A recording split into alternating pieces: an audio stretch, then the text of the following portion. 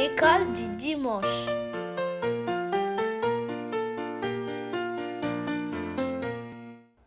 Allô mes amis, j'espère que vous allez bien aujourd'hui.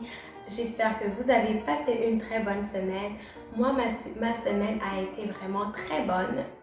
En tout cas, elle s'est très bien passée et j'espère que c'était la même chose pour vous.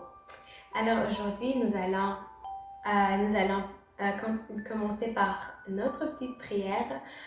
J'espère que tu es très content d'être là aujourd'hui, comme moi je suis tellement contente d'être là aujourd'hui avec vous. Alors sans tarder, nous allons prier, nous allons faire notre petite prière tous ensemble. Seigneur Jésus-Christ, nous venons devant toi pour te dire merci. Merci Seigneur, car nous voyons ton amour, ta puissance et ta fidélité dans notre vie. Merci pour ta grâce. Merci Seigneur pour cette journée. Nous te disons merci parce que tu nous as fait réveiller. Nous te disons merci Seigneur, car aujourd'hui nous avons le souffle de vie. Nous te disons merci Seigneur, car aujourd'hui nous pouvons respirer, Papa. Il n'y a rien que nous avons donné, Seigneur, pour que nous soyons vivants aujourd'hui. Merci vraiment pour ta grâce. Nous te disons, toi, Saint-Esprit, nous t'invitons, nous te disons bienvenue en ce moment. Viens nous enseigner, viens demeurer avec nous. C'est au nom puissant de Jésus-Christ que nous avons prié. Amen. Dimanche passé, nous avons vu que Joseph était devenu Premier ministre en Égypte. Nous avons vu comment Dieu l'a sorti de prison pour l'amener à être le gouverneur de l'Égypte, le Premier ministre de l'Égypte. Aujourd'hui, nous allons continuer avec l'histoire de Joseph. Nous allons voir les retrouvailles de Joseph et de ses frères. Vous vous rappelez bien que les frères de Joseph avaient vendu Joseph comme esclave en Égypte. Aujourd'hui, nous allons voir les retrouvailles, ce qui s'est passé quand ils se sont retrouvés. Nous allons lire aujourd'hui dans Genèse chapitre 42 à partir du verset 1 jusqu'au verset 20. Et nous allons aussi lire dans Genèse chapitre 45 à partir du verset 1 jusqu'au verset 15.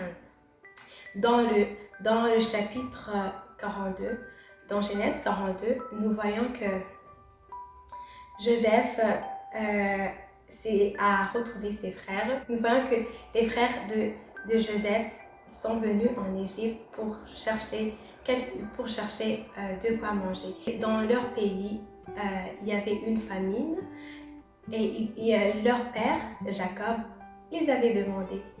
leur avait demandé d'amener quelque chose à manger. Lorsqu'ils ont rencontré leur frère Joseph, ils ne l'ont pas reconnu parce qu'il s'était passé beaucoup d'années, bon, non pas beaucoup, mais il s'était passé, ça faisait tellement longtemps qu'ils n'ont pas vu leur frère Joseph.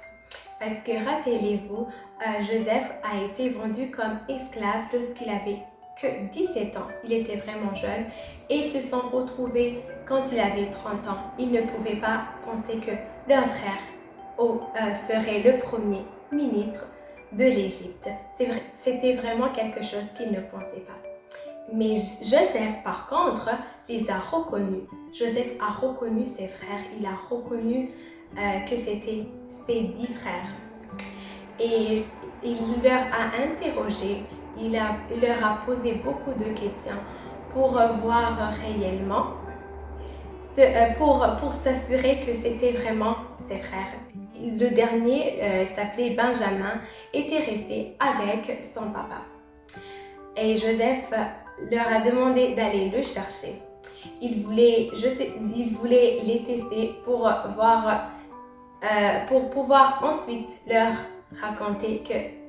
dire que c'était lui, leur frère Joseph. Dans le chapitre 45, nous voyons que Joseph leur a dit que c'était leur frère Joseph. Ils ne pouvaient pas le croire, ils ne pouvaient pas croire que c'était leur frère Joseph, leur petit frère qu'ils avaient vendu. Il était devenu le premier ministre d'Égypte. C'était Vraiment, ils étaient sous le choc, ils étaient troublés, ils ne pouvaient même pas répondre. Mais Joseph, comme il était gentil, comme il était fidèle envers Dieu, leur a dit de ne pas avoir peur parce que il avait vu que Dieu avait transformé, avait utilisé les conditions difficiles pour qu'il soit le Premier ministre. Vous voyez, lorsqu'ils ont vendu leur frère Joseph, ils ne pouvaient pas penser qu'il serait Premier ministre. Joseph a rencontré beaucoup de difficultés en Égypte. Il a vraiment souffert parce qu'il, rappelez-vous, il a été aussi en prison. Mais malgré ça, Dieu l'a utilisé. Malgré ça, Dieu l'a nommé Premier ministre d'Égypte. Ce qui m'a vraiment touchée, c'est la façon par laquelle Joseph a vraiment réagi. Il n'a pas essayé de se venger, il n'a pas refusé à ses frères ses biens, il a demandé à ses frères de venir habiter dans le même pays que lui et son papa. Il a pris toute sa famille. Quand il a été Premier ministre, il n'a pas oublié sa famille, malgré que ses frères l'avaient trahi, malgré que ses frères l'avaient laissé. Lui, il est resté gentil envers eux.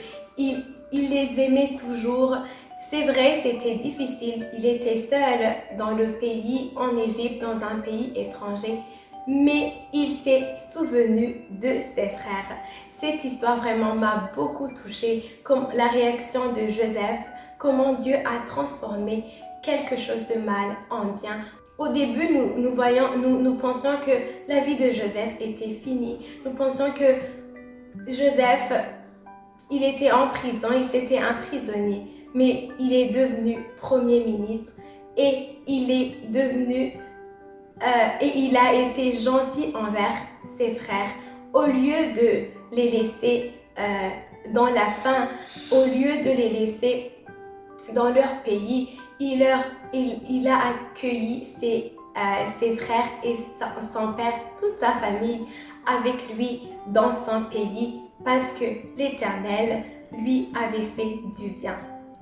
Alors les amis, ne vous inquiétez pas, cette histoire vraiment nous montre que même s'il nous arrive quelque chose de mal, même si on nous accuse, même si on nous fait quelque chose qui nous blesse, Dieu transforme toujours ces choses-là en quelque chose de bien. C'est toujours comme ça que notre Dieu nous montre son amour. Nous voyons aussi que Jésus est venu nous sauver.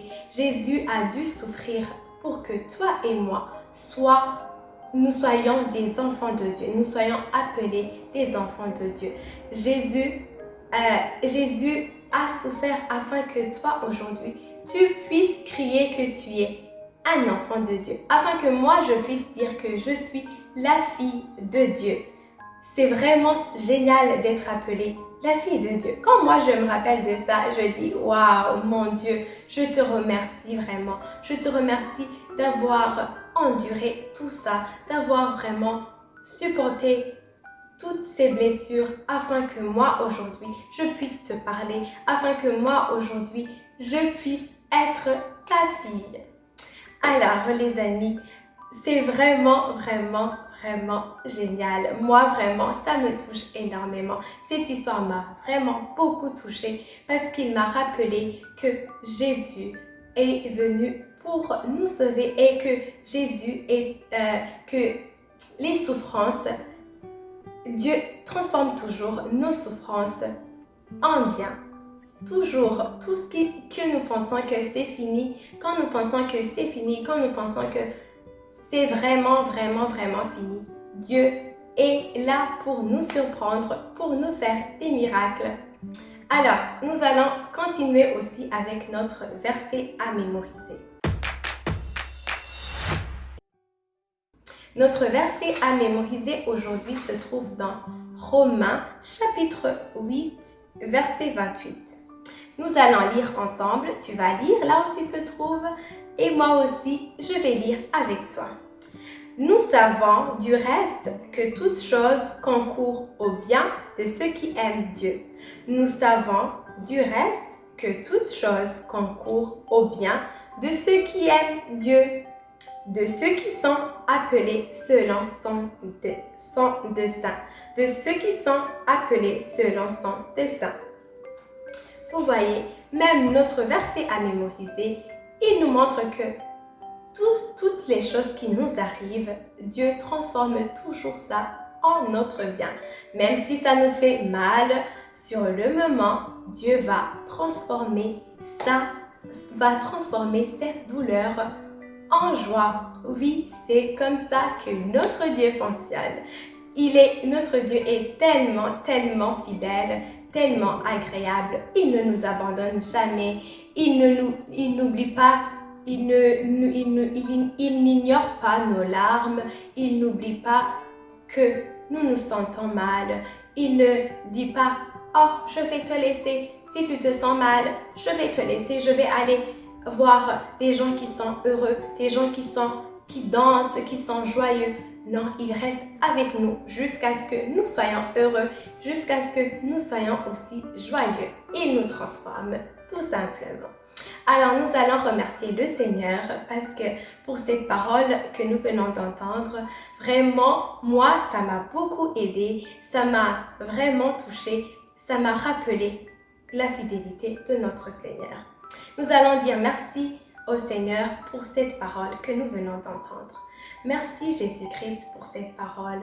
Merci vraiment de nous montrer, de nous enseigner que tu es toujours là, que tu transformes Seigneur toute situation difficile, que c'est toi Seigneur qui change, que tu peux vraiment, Seigneur nous transformer notre situation, que tu peux vraiment sortir quelqu'un de prison et le faire et le nommer premier ministre d'un pays. Vraiment, Seigneur, nous te donnons nos cœurs, nous t'invitons encore une fois dans nos vies.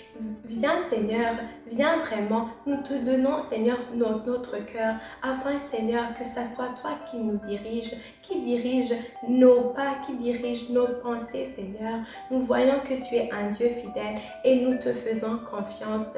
Nous te disons merci, merci encore une fois de nous aimer, merci encore une fois d'être toujours avec nous. C'est en nom puissant de Jésus-Christ que nous avons prié. Amen. Je vous souhaite tous un très bon dimanche. Soyez et restez toujours bénis. Que la joie de Dieu reste avec vous. Bisous!